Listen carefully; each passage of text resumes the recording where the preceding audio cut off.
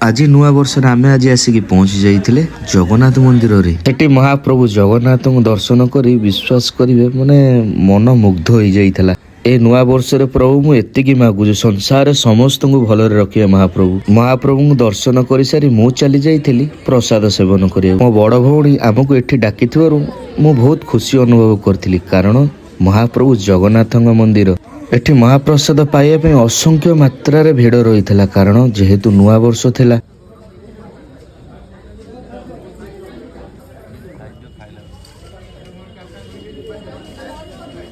नुआ वर्षर प्रथम दिन में महाप्रभु प्रसाद पाई निज बहुत धन्य मन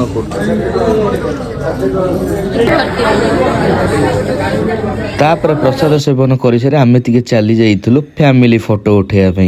शेष में महाप्रभु जगन्नाथ सहित गोटे फैमिली खटी करदेलु। यही तो दुनिया आज्ञा। जो मैंने भिडियो टी देखुव आम फैमिली तरफ आपण मानक हार्दिक शुभेच्छा, हैप्पी न्यू ईयर। जय जगन्नाथ, नमस्कार।